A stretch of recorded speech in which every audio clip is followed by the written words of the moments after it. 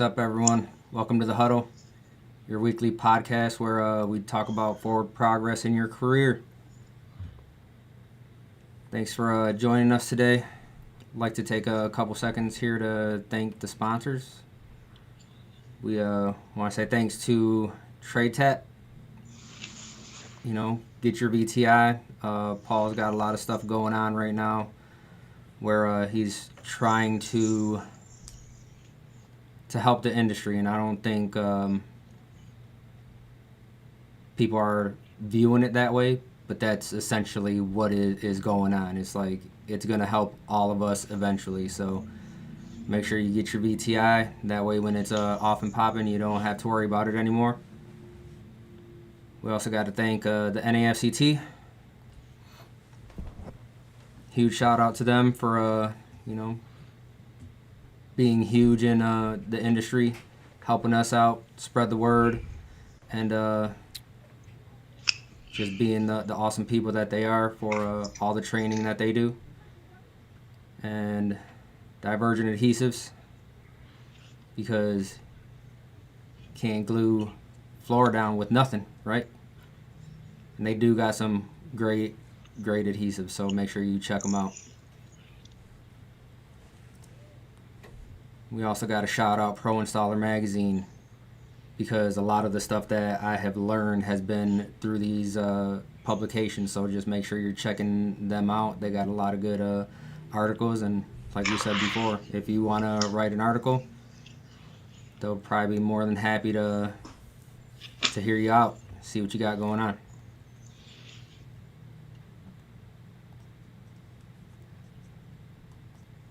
Got Georgie with us today. What's up, Jorge?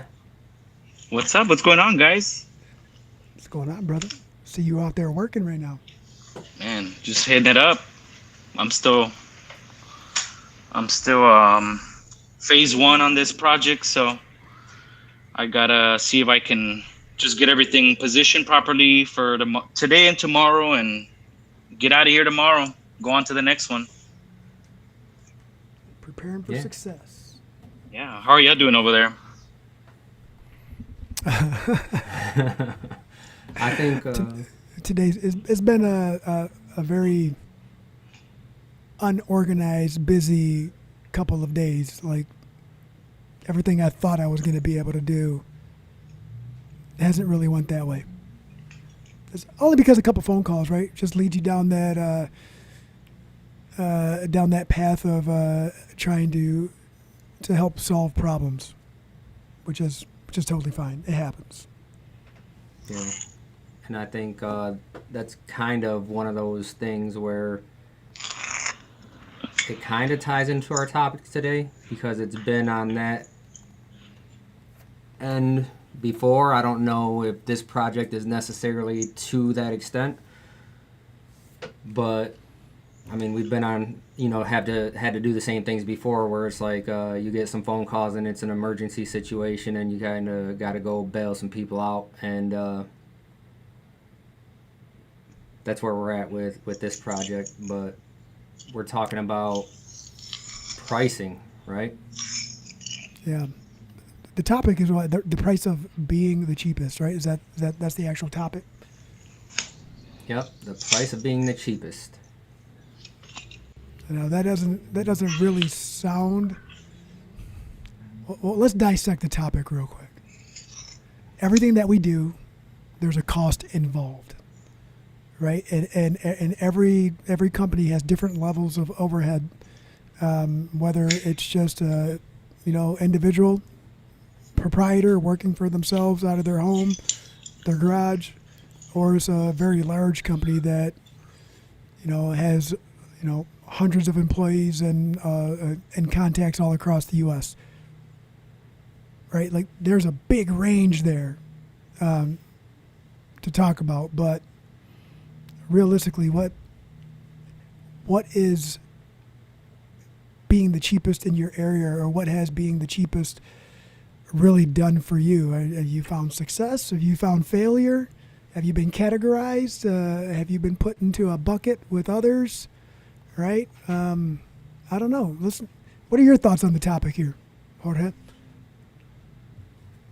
Um, I can't remember the last time I went cheap, and I try not to be cheap. I try to be affordable, but still getting the work, but not giving it away, and still cutting a little bit here and there where I can. And at the end of the day, I mean, my whole objective is to make as much profit as possible, right? Depending on the product that I'm pushing and the complexity of it. But overall, I mean, we try to just guide the client, give them a good deal, and that way, we can get the work in and out.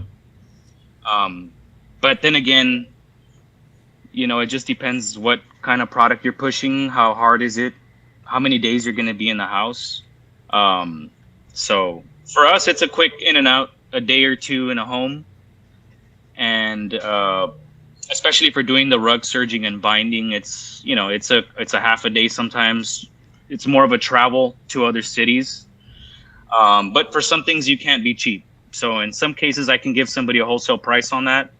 And in other cases, hey, I need to get this in by tomorrow morning, and I need for you to come and serge this overnight or something. Well, it's not going to be the same price, because now I got to, get out of my comfort zone and go do something that I don't know. I just got to wing it. And that was the issue last week. I had something in Austin, and they needed it done right away. And it's like, all right, I'll be there in the morning. But it's right smack downtown Austin in a high-rise condo. And, I thought, I was scared. I thought there was going to be no parking. And no, everything came out good. Actually, everything came out good. It's not like San Antonio. We're an older city, so we don't have, like, nice high-rises. They're all old school, so the garages are separate. Somewhere else, you got to walk. So, no, everything was good, comfortable. I mean, I charged a good price, and, it is what it is, and I came out with some good profit, but I don't understand why people would charge cheap in some circumstances, but I don't have that mentality anymore. I try to make profit where I should. I don't know about you guys. Well, you understand your value, right, and the amount of time and effort it puts that you put in to having the skill set and the knowledge base that you have, right? That's hard to it's hard for anyone who is very involved into their craft to look at it like, I want to be the cheapest, I want to be the most affordable, right? Instead of I want to be the best, I want to be one of the best. I want you to look at me as the professional, right? Like, there's a fine line there, I think. And when we started, we were given a work order with predetermined prices on it, right? And we didn't know any better, right? That's how the industry was when we came in. So were we the cheapest? I don't know. We were priced according to whomever was giving us the project. But as we started learning more and getting busier and being put in a position to where we could select our work, we started understanding how much money it was actually taking for us to get out there every day and do what we were doing, and then how much money we were leaving on the table or how much money we weren't asking for. And that's the thing, right? Because Rollin says right here, it's not how much money you make, it's how much you can keep. And there's too many people out there that look at that dollar amount, and that's all they're looking at is how much money is coming into their pocket and not how much they're paying out. Correct. I did a breakdown with an individual a couple weeks ago who had a one lump sum. I'll keep names out of it. Had a one lump sum, and I'm like, okay, yeah, that's pretty good for the amount of time that he had listed it, but how much was taxes? You got to deduct that percentage. How much fuel did you spend in that time? How much was your supplies? How much, how much time did you spend running around or talking on the phone doing the front office type work for that, as well as the install, right? Like, there's just a lot all of the variables. overhead, right? Yeah, there's a lot of variables, right? So a dollar amount doesn't necessarily, a large dollar amount doesn't necessarily reflect the amount of work that actually goes into it, or the amount of work and effort you've put into being efficient and proficient at that discipline. Does that make sense? Yeah. So I don't know if I would ever, me personally, I don't, if we've been the cheapest, it was never intentional. We just always tried to be where we felt we needed to be. I don't know if our pricing was ever really market driven rather than effort or workmanship or knowledge driven, but in a side-by-side comparison, our value is typically a lot greater than what we worked next to as we became more educated and learned how to do more things in the industry. Yeah, and Rollins says right here too, right? And it's one of the topics that I wanted to bring up too. It's that winning every bid should never be your goal. You do not want 100% of the things you are throwing out there, right? And Rollins says if you get every bid, you are pricing too low. Yeah, I mean, unfortunately, so let's go to commercial, right? Commercial work. Unfortunately, in that dog-eat-dog world where our sector, flooring, is kind of looked at, unless we have some kind of specialty artisan-type pattern or design or product we're working with, dollars and cents are expendable in the flooring, especially in the commercial world. And it sucks to say it like that, but it's the sad truth. And if you're winning every bid, you're missing something. And if you're missing something, you're hurting yourself, right? And when you're hurting yourself, you're not giving yourself a chance to grow. And a lot of generals out there, regardless of how trusted they are, that they're more than willing to exploit that over and over and over and over again until you catch on. And I don't know, like, I want to say I don't know or don't feel or think that is intentional, but some of that's got to be intentional, right? Like, it's business. You know, that is business, right? You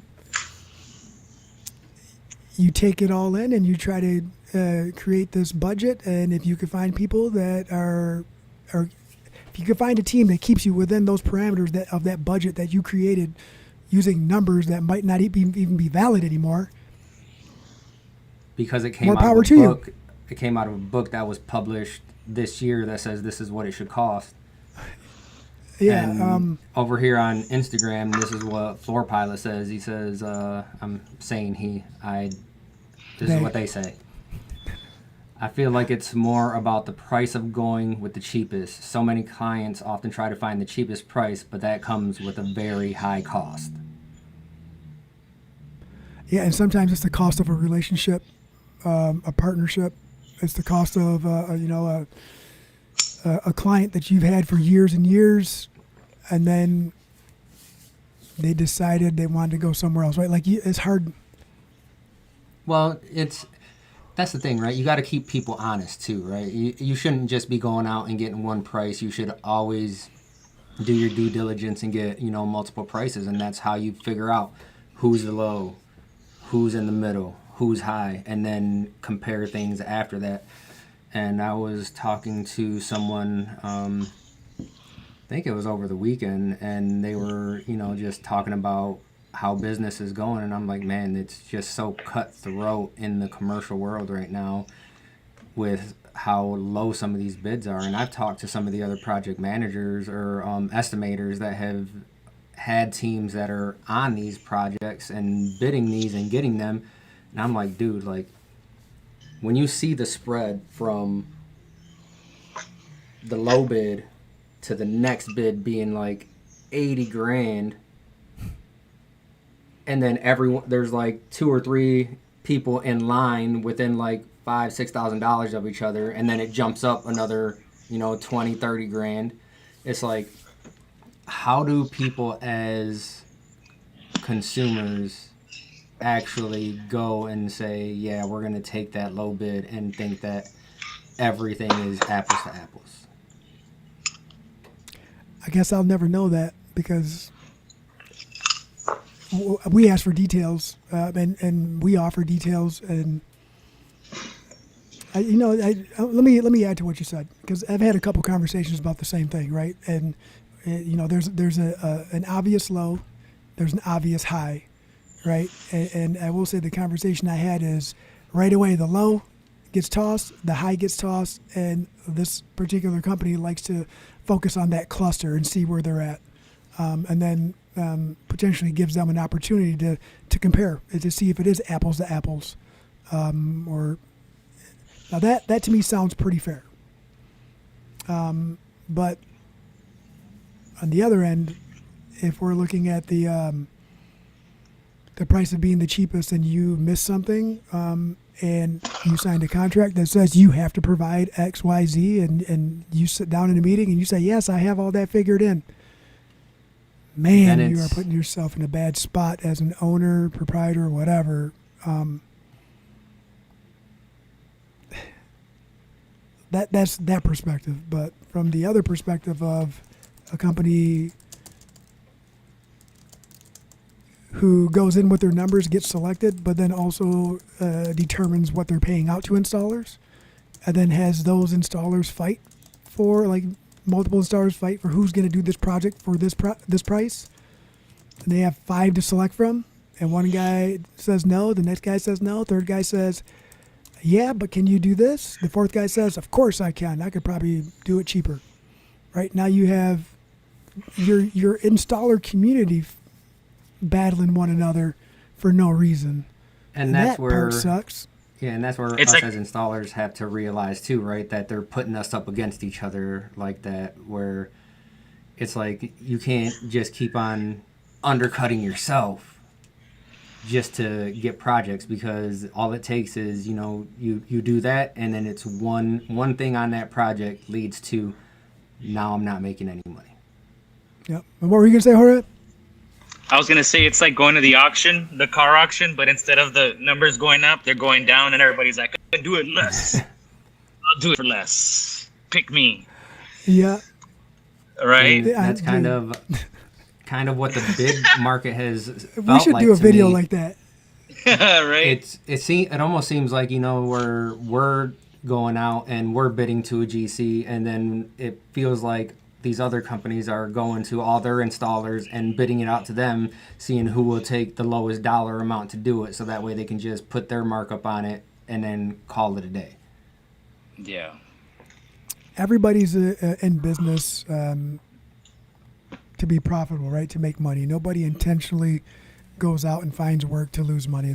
I don't think that, for one, not smart business. For two, I don't think anybody ever really wants to do that, or that mindset. It shouldn't be there if it is. I don't know anybody who has that mindset. Let me start a business just so that way I can lose money every year. Nobody ever says that, right? If you got too much money from another business, then that's what you do. Well, yeah. There's that. But the fact is that, like you said it great, Jorge. You don't go to an auction and then go in reverse, right? Let's see who could get the lowest. Who could give me the lowest amount of money for this product or whatnot. And like Daniel said too, about putting us up against one another, and that's really what it is. I don't think that the market really intended for that to happen, but everybody likes to save money, but everybody also wants to get the best possible bang for their buck, the best possible product that they can. And unfortunately, in the world that we live in, the more affordable product is some of the hardest products to work with, which means that the skill set required for that inexpensive product has got to be a lot higher than the skill set for a very well put together product. So at some point you're stealing from one just to have the other, right? But it's always going to end up being that balance, right? You're paying more labor, for a lesser product or more product for a lesser labor. I don't know. I just know that there are some stores out there where I go and look at material, and the material cost is pretty up there, and I can pick up. I'm just going to use carpet for example, and I can pick it up and hold it to a light, and I can see through it. Right? I can feel it, see through it. I know what I'm working with, but then I look at that dollar amount per square foot, and the literature on that product is put in a way that is appealing to the public. But if you ever really want good feedback, ask an installer who is a professional in that discipline what they think about it. I know you're laughing about that, right? Like one looked at a project that's had wool carpet installed for, glue direct wool carpet installed for 30 plus years. And they're like, hey, yeah, we were hoping to get another, 30 years out of the next install too. And I was like, oh, this was made differently back then. The world was a different place back then. Like, we can find you product like that, but the product that is very comparable to what's here now is going to be substantially more expensive than what samples you have on your table. Yeah, and they don't, not only that, is they also look at what they paid 30 years ago, and then they're like, it should, be around the same. It's like, that ain't the case either. Ramen said he must have installed that wool carpet. He probably did, bro. It was a nice pattern match, a little small 1 inch by 1 inch pattern throughout this whole place. I don't know, there was probably a good 40,000 square feet of wool carpet. It was a nice little project. But what's the real meat and potatoes of the topic, you guys? Like, besides it flooding the market. Being cheap is easy to sell. It's when you're not, and then you have to actually let them know the value you provide and not just being price driven. And we've been on that side of things too, and I mean, I'll give clients the credit for asking when they're like, hey, this person will do it for this, or will you come down on price for this? And it's like, look guys, I gave you the best price I could already. Like, I can't take anything else off. Like, the price is what it is. And it's either like, all right, move on to the next one, or I've had it where it's like, contract will be to you tomorrow. Right. We remember that we just had these have been coming up lately, like these last minute emergency, I don't have any more time, or my guy bailed, or whatever. But a couple weeks ago, I had a project pop up, and I gave a price to go in and fix some issues. And the client emailed back, was like, well, how many guys are you going to have here? How many hours is it going to take? And, my initial reaction was, well, I'm sorry you feel that is priced high. I'm sorry that you feel like that. But this is what's involved. This is what it's going to take. And then, I gave her an explanation. I didn't justify cost. I gave her an explanation on what steps we were taking and what we were looking for, and what we would offer as far as a remedy and fixing the issue. I didn't try to justify any numbers or anything like that. I said, but I did at the end. I said, however, at the end, if we don't need to explore this route right here, I am more than willing to offer you a discount or credit you back anything that isn't warranted. But I don't want to do, what I don't want to do is get started and then tell you I need more money because this is what we found. As we already got going, I said I'd rather give it back to you. And then she came back with the, well, I own several properties and I can give you more work if you give me better pricing right now. Who hasn't heard that Because one? Yeah, Right. that's what I was gonna say. It's like that's what everyone says. So, like Hey, I got I'll be your friend 8,000 for the whole apartments week. ready for you right now. yeah, I'll be your new so best friend for like a month. We've had practice at that one right there, brother. So my response back to her on that was, well, that's awesome. I'm glad that you have other properties, and we'd be more than happy to entertain giving you estimates for some of your other properties as well. But let's just start with this one right here, right? If we are awarded your project and we help you out and you like what we provide, then we'll sit down and talk about your other properties. And then if we have an ongoing relationship, then we can talk about offering discounts for a volume of work. But until then, I have to look at this as a single project. And that's where these numbers are going to stay. And didn't hear anything. Apparently there was some issues with her communicating via email. She texted me, was like, hey, I tried to accept your proposal last night and you just kept giving me error and error. And I was like, oh, like I didn't think you were even responding, to be honest with you. I was already trying to schedule other people and other projects, and we ended up making it work. She got her new client to come into the property and move in on time, and there was no hiccups, and she was very thankful. I did offer or give her a discount for items that we didn't use as promised. So now only time will tell to see if the nice guy approach and being honest really works out. Otherwise, maybe I just should have just left it at the other number and just billed for that and kept it that way. I don't know. We'll see. Regardless, she told me that was more than she ever anticipated, and that was more than she was quoted by 2 other companies. And, you know, the a-hole in me wanted to say, well, call the other companies then. Why you trying to bargain with me? I just call them. Which we've said in the past, but I don't think that was directly to a client. That was when we were working as labor only for other flooring stores. Correct.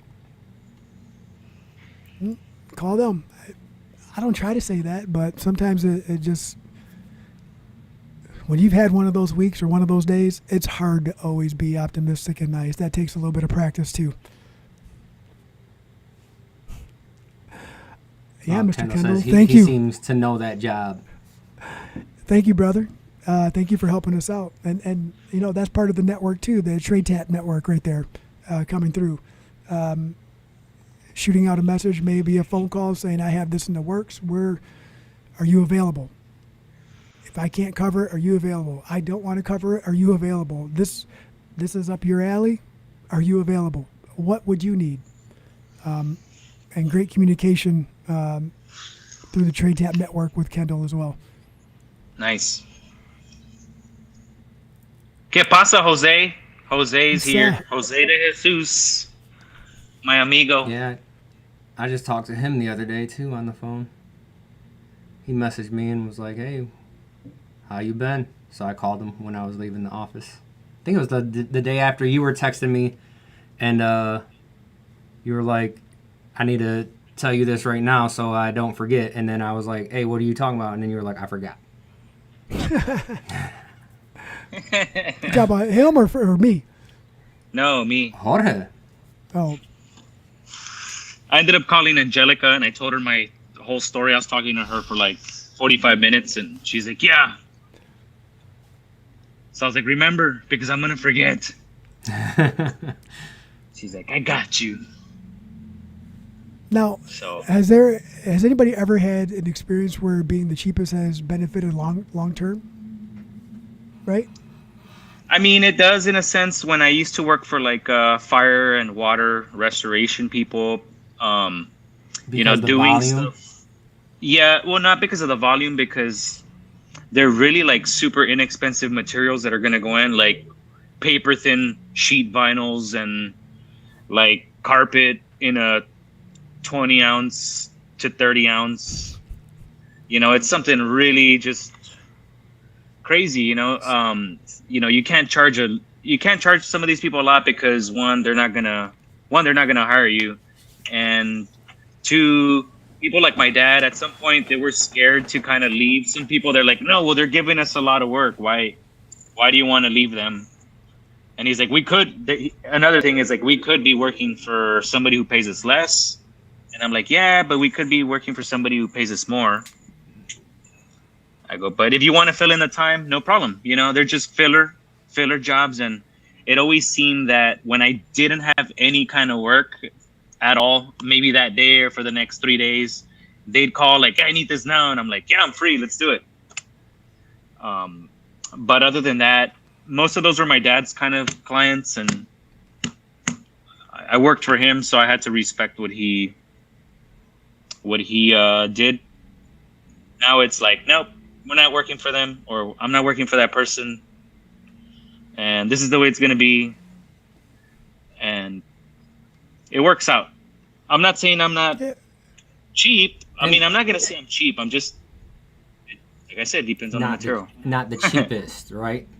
Yeah, not the cheapest, but not the most expensive. I understand that some of the people I work with have to make profit also, so. Yeah. And that's one of the biggest factors that a lot of people overlook, I think, is I've seen numbers of what they're paying some people, and then also what they are getting, and just that separation in between. And then anytime that the installer asks for more, they just get upset. But yeah, it shouldn't be like that either. So I mean, sometimes when you're that lowest cost, that's what's really hurting you, and it's not only hurting you, it's hurting everyone in the area, right? Yeah. It's hurting your region, right? Like at some point, somebody's reporting their annual income as a business, and it creates these averages in your region. And some people are big time, some people are not. But you don't want to flood the market with by misleading clients or even other installers. You don't want to flood the market with people who just don't understand the business aspect, because it doesn't do anybody any favors at the end of the day, at the end of the year. If you're the one guy who's charging pennies on the dollar while everyone's at $1 a square foot, who's the real issue there, right? Right. Who's the real Jose problem? says right here, he knows people laying VCT in Atlanta for 45 cents a square foot. Mm. And that's one of the issues, is that they're going out and doing that, and then they're making these companies think that should be the norm. but that's without brushing the sides of the VCT. That's no brushing, no cleaning the edges. It's just like with dirt No and sweeping the everything. floor. Yeah. No sweeping the floor. Just glue it and go. And non-directional, right? Upside down, Yep. left, right. It don't matter. Upside down. Yeah. Hey, I've You're done going to that a wax it couple anyway. yeah. You got to strip and seal it anyway. It'll blend right in. No, we're not even using the pyramid on this one. We're just going to drop them left to right, right to left. That's the 45-cent job. But if you want it done right, might charge you over $1, Right. Yeah. Kendall says he doesn't even do hard surface, but that's ridiculous. Also says residential carpet for $2 a square yard. I mean, you see it all when you're doing. It's horrible. Terrible. Some of those numbers, right? Like you said, the volume, Daniel. If you have a project that is wide open, 100,000 square feet, you can be more flexible on some of your pricing, right? So your square foot price might actually appear to be the cheapest. Well, yeah, I mean, that's the difference of doing, it's different when you're doing a 10,000 square foot room opposed to 20 offices that equal 10,000 square feet, right? But they try and put it into a category where it's just like it's this many square feet. Well, I don't care if it's that many square feet. If it's all individualized offices, it's still the same amount of work as if it wasn't, right? Every office is its own project. Yeah, pretty. I mean, it's We're in a closet sometimes. yeah. Seriously, like that's a good conversation point too. Like this is pretty cut up. Like every time I come through a doorway, I have 4 walls to cut in instead of this one room that has 4 walls. There's different ways to look at it, but if someone's not great at communication or explaining themselves or relaying information or conveying their perspective to a client or a builder or a GC, then chances are they're just going to accept whatever's there and that's one of live those with things it. too, right? Because you talk about cost versus value, and you have to know that they don't equal each other, and that you can provide more value in things that don't just cost money, right? You being on time, you getting things done when you say you're going to get them done. It's not just a cost thing, and that's, I think too many people are caught up on clients just looking at that number and being like, oh, I'm just taking this because it's the lowest cost, when it's not always that. Sometimes they'll look at numbers and be like, I'm still going to use this person because I know the value that they provide. You just have to put yourself into that category where they start looking at you like that. And that takes time and consistency. 35 cents a square Wow. foot. That's $3.15 a yard for some pattern match carpet. Yeah. I mean, it's not unheard of. I've heard of those numbers before, man. I'm like, what? You know, not to like put personal business out there, but I was on the road today and got some emails. I forwarded them. Daniel called them, said, hey, could you help me out and respond to this right here? And the response to the response was like, thank you for following up. This is what you charge? What you would charge? And that's where when you're looking at numbers, you have to realize that not every project is created equal. So when you're talk price list, right? We've had this before where people are like, just give me a price list, we'll run with it. And it's like, I can't give you a price list because every project is individualized, where, again, 10,000 square foot is way different than 10 rooms at 1,000 square foot. Yeah. And I think the end of, we did provide a template at one point to people, but the first time we hit the situation where it was like, 1,000 square feet and under is this price. 1,000 over 1,000 square feet to 5,000 is this price, and we were like 1,010 square feet, and they were like, well, we just went with the lower price since it was pretty close to 1,000. It's like, so you asked me for a template or 10 feet over the template, and you're deciding for me what I'm going to get paid. It's time to rip that template up. We're not doing that anymore. Yeah. That's almost literally what happened with the template that tried to create. I'm like, no way, dude. And that's where it kind of brings me back to, I'll bring Larry Melton into this, where, we've had him in the office before, and he was like, we need to try and get it to where everything is priced out like almost like a mechanic shop, right? Where it's like, all right, if it's this, then it's going to take this amount of time, so it should be priced at this. And I'll be honest, that's a great idea, but to get everyone to do it is probably never going to happen. And years ago, we did try, right? And Larry Melton's a smart dude. And you think about it, right? Because not everything is going to take that amount of time. You going to get a haircut, they block out an amount of time, right? Like when I get my haircut, she blocks out 45 minutes or something, and I'm in and out of there in probably like 25. Right. What the heck you doing, bro?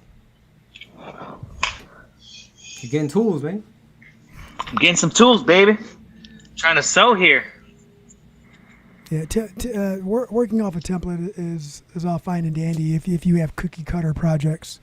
I get it, but that's also, people are always going to hold you to the lowest number possible when you offer a template.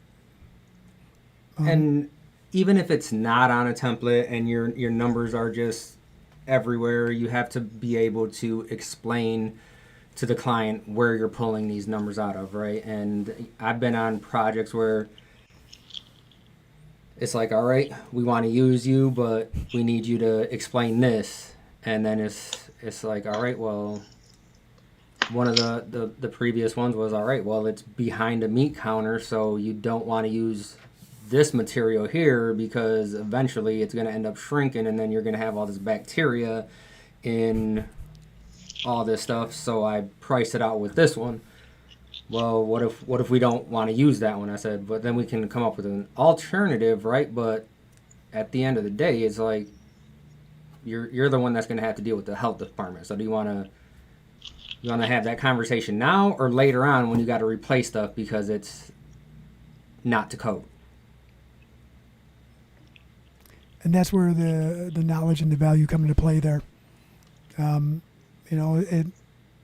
just use that scenario. Say they go with the product that they want installed. It shrinks, it fails, starts harboring bacteria. They have a surprise inspection. They fail their health inspection, and the inspector says, "Hey, your guys' flooring is harboring bacteria. You need to remove it or change it." Now they have to pay for that again. So, long-term savings does happen when you find the right value in the right company, and that's across the board, not just in our industry. So another question is, are the people who are doing lower value or lower bids, cheaper bids, right? More affordable bids, are they affecting the people who are creating better service? And the people who are doing these lower bids, is their work, is it worth it versus getting that other person who has a better reputation, gives better service? That's when it starts affecting, does it affect you or does it not? Because do you want that kind of client that's always going to pay less and always going to be haggling you? Or do you want the clients that are never going to just, depending on what you're doing, right? In your case, in commercial, they're always going to ask you for a bid. In my case, sometimes they don't even ask. They're like, yeah, man, just come and do it. So that's what some people in the industry that I talk to, it's like, well, hey, we're getting the clients that are paying this much per square foot because my work is going to last 50 to 100 years. So I'm charging, X amount of dollars. I'm not charging $5 to $10 a foot. I'm charging way more than that, especially to do a shower and stuff. They're not going to go in there and do it for cheap for $400 or $500. And that's what some people are paying, $400 or $500 for a shower. So then you as a consumer, you're buying a $200,000, $300,000 house. And then in 5 years, 10 years or less, that shower's falling apart already. So there's a big difference on who's doing it, how much they're charging to, and the level of experience. So if not, was that client ever meant to be? That sucks too for manufacturers on our end, because when stuff like that happens, like these maintenance people will start blaming the product, like, this is a crap product, I need to get this out of here. And it's like, slow down, man. It's like, I don't like throwing installers under the bus, but sometimes it's not a product issue. Yeah, there's a lot of times it's not a product issue rather than a maintenance or installation issue. But to add to what to build off of what you were asking there, Jorge, at the beginning of that is the installer who doesn't. The guy who's the cheapest on the block is probably that way because they just don't know the value that they offer, because there are some pretty good installers that are still accepting extremely low dollars per square foot, right? Yeah. And some of that is because they don't know any better. And they don't know any better because we have an industry of secrets, right? We have an industry of, these are my guys, I want to keep them under my wing. And we don't openly share business information. I mean, we share it, but like as an industry as a whole, nobody likes to create their own competition by giving them the information that they don't feel they're at that level of privilege, I guess. Yeah. However, by them taking the low number all the time, they are able to stay busy, right? And they are able to fulfill a need in the market. But when it comes to the slow time, that's when workmanship, not just cost, that's when workmanship stands out the most, right? When someone's in the slow time now, instead of having 5 people coming asking you for work, what type of installs do you have? Now you have 100 people, and out of those 100 people, they're all fighting for that work, and their pricing seems to dwindle.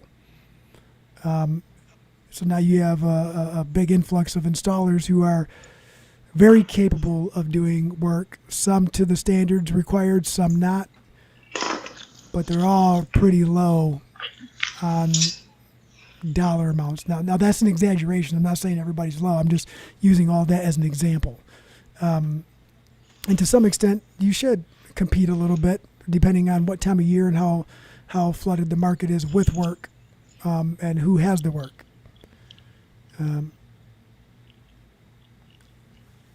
The numbers are just so far spread from one installer to the next that it's hard to maintain a consistent average in dollar amounts for labor for what we do. Right, and something else he was talking about was about these clients, and when you go with and you listen to podcasts, and they say this on all these business podcasts too, right? You go with the client that's looking for the lowest price, and then you're constantly being nagged by them. And it's the ones that you give them a price, they're like, all right, when can you do it? Get in here. Are the ones that at the end of the job, they're like, so happy, so thankful, how do I get you paid? Yep. Yeah. So Rollin does ask this question here. What do you do to make it worth your higher price? And then Jose kind of chimed in right here with kind of what I think Rollin is getting at too, right? And we all know this. He started to open his eyes on how to charge after his first training. Because you look at some of these things that maybe you were doing wrong, or you weren't doing quite to where they needed to be, as far as to standard, and then you're like, man, if I would just charge a little bit more, I could do all this, and it makes up for that time, and then I know everything is done 100% correct. So, and well, let me, how, or what is Rollin's question here? What do you do to make you worth a higher price? You get out there, you network, you stop being fearful of competition, and you start talking to the fellow installers in your area, in your region, in your country. You put your heads together and you learn, right? Put yourself in a position to learn skill set, business skills, and then you'll start understanding on where you're falling short. And that's the other thing too, is being honest with the guys, right? And it's not and you see it over and over and over again on the pages where someone asks a simple question, hey, what do you guys charge for this, or how should I be pricing this out? And everyone just loves to go in there and just be like, well, if you don't know how to price it, you shouldn't be doing it. But everybody starts somewhere, right? You don't pick up. We were there at one point. That's why I don't do this, because it's like, man, I just started. I worked for someone hourly the last time I did anything like this was years ago. I don't even know where the market is right now. Yep. And when we started, it's like, okay, I think that I'm worth this much money an hour. If I divide this square foot and do by the hour, this is how many hours I think I can get the job done. And yeah, I think that's a good price. And that's how most everybody starts, right? Like, but what happens if you have to, that 20-hour project turns into a 40-hour project, and you were basing it off of a dollar amount divided by the square footage, and a couple things went bad, and now you're in a position to where you just doubled your labor and diluted your hourly rate, right? Like, and it could be, it doesn't even have to do with the job, right? We've done it before when we've been doing something, and then the van breaks down on the way there, and it's like, well, now I got an entire skid of VCT in the back of this van that has to get towed. Now we got to figure out how we're going to get this from this vehicle to another vehicle and then still get down there, and it's fun. Yeah. That really happened too, guys, by the way.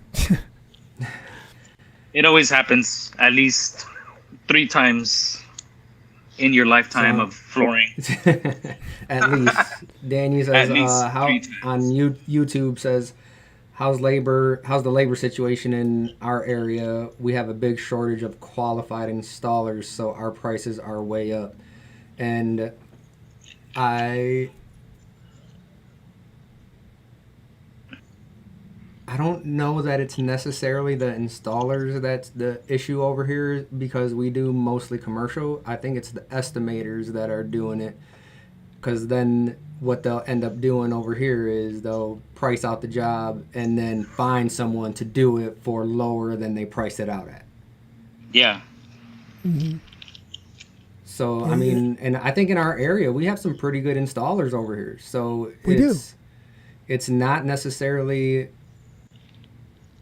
an installer thing. Sometimes it's just an estimating thing where it's like, oh man, I had put it for this much money, and now how am I going to find someone to cover this?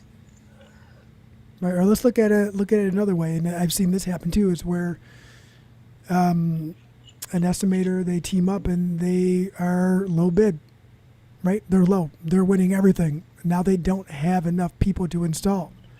So the solution that I've seen is they start backpicking smaller subcontractor crews and saying, hey man, look, I got this work right here. If you go get your DBA and some insurance, I can just give you this jobs right here, and you can work for yourself. You can own your own business instead of working for so and so. And that's what gets really efficient crews to split up too. And gets them in trouble. And guess what? As soon as that heavy workload that they underbid disappears, so does the work that they were promised. And Right. that's a really legit scenario on how the market gets flooded. So on Twitch, this guy here says he's a barber and he loves this show because he can see all the stages of beard growth in one place.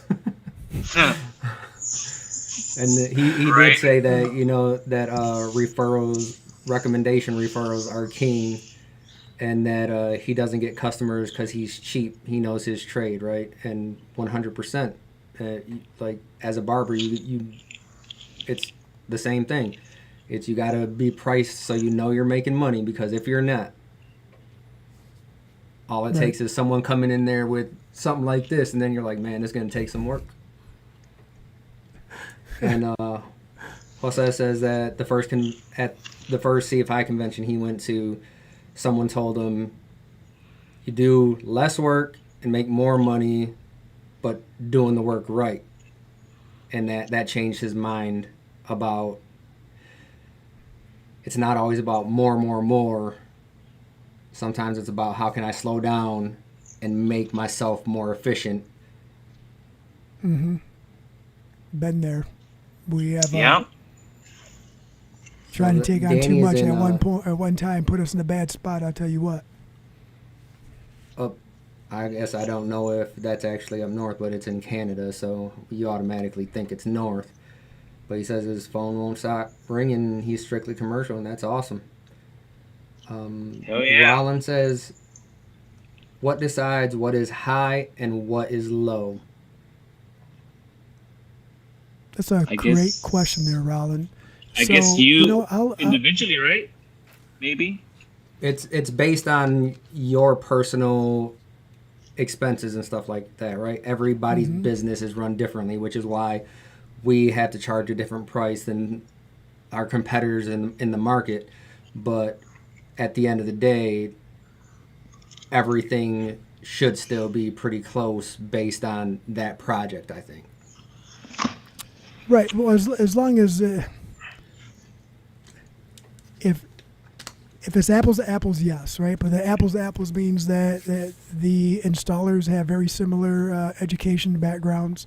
Their styles are very similar, right, as far as skill set. But then, where are they coming from? Who's working out of the garage? Who's working out of their own brick and mortar? Right now, you have that to factor in. Well, and not only that, I'll True. say like True. last week I went to a procurement meeting over at one of the construction companies, right? And that's what he was talking about was buying power and how these larger companies have that buying power to where they can call someone and be like, "Hey, I need this at this price, or else we're not going to get it." And or that's just one aspect of it, but Or I heard that so and so's bidding the job. If you don't give them a way higher price, I'm gonna stop selling your product. that probably happens too. You know who you are. So Kendall says, how about just do a higher bid and then go to a lower rate after negotiating? That's normally what he does. And I don't know if I'm reading this correctly, but that sounds to me like you get an okay to do the job at a higher rate and then you offer them a lower rate, which, unless I'm wrong, unless I'm reading this wrong. I don't know. So let's look at this. The project that I gave numbers on a project, and there were some unknown variables in there, right? So I gave, my base numbers, and then I did alternate number 1, alternate number 2. And then I got a phone call saying, "Hey, do you have time to go take a look at the project? Because, alternate number 1 is not going to work because the substrate is not wood. But we want to find out why you put alternate number 2 in there and see what we can do to try to help mitigate costs." It's like, you know what? Yeah, no problem. I haven't looked at the project. What I submitted was a budget, and that's why the alternate was in there. So yeah, 100%. I would love to come visit the project, take a look at it, and we can, chit chat then. So I did. I went out there, took a look at it, said, yeah, I don't think the full thing for alternate number 2 is even going to be needed, but I can tell you that this is going to be needed, this is going to be needed, this was included in the base, this was not. So yeah, we can make some adjustments and save you some money. So maybe Okay. that's what he meant then. Okay, sweet. You guys got the job then, right? Like, we didn't even come to a final number, but he just wanted It's like that you said earlier. face-to-face. It's throwing it out there, right? Like, hey, like we technically don't know what's going to be needed, but I need you to be prepared that it could be up to this amount, right? Like, I don't want to charge this amount, but if we need to, it's there. Right, and I use that old line, that I learned years ago. Is I'm not trying to take your money, I'm trying to make your money. You know what I mean? Because he was a builder, and it's a dance. It's a team effort, and I want to approach it like that all the time. So we're going to do Rollins' comment here, and then we are at time for Oh today, yeah, guys. shoot! I gotta Like make it over to some open Rollins house. says that he feels like it comes down to knowing your cost of doing business, and that is 100% correct. And that's just having Rollin on here. The cost of our doing business is going to be different than the cost of his. Our cost is going to be different than Jorge's. Jorge's is going to be different than everybody's. So it's making sure that you know your costs and stop undercutting yourself when you're throwing these numbers out there. And we talk about it all the time. It's like you say that you own a business, but you're just owning a job. And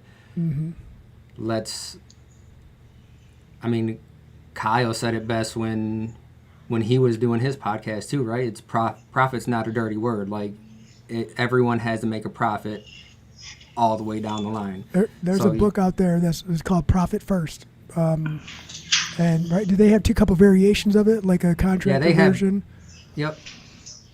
Yeah, I advise people to read it, listen to it, whatever floats your boat on that one. And it does. If you're willing to learn and open up your eyes and listen to this book, it will give you some great information. Well, that's the time for today, guys. We want to, again, thank the NAFCT, Divergent Adhesives, Trade Tap. Make sure you guys are going to get your VTI.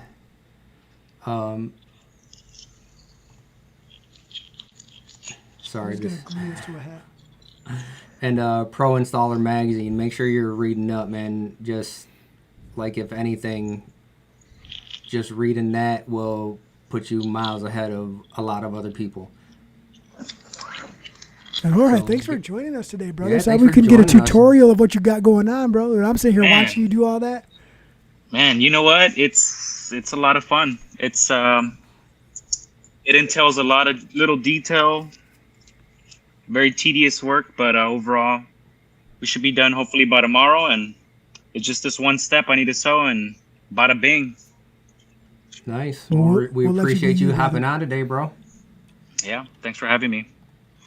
Even though I was kind of just in the background. Nah, you were still there. At least you hopped. I know last week you were like, I'm in a really loud spot right now.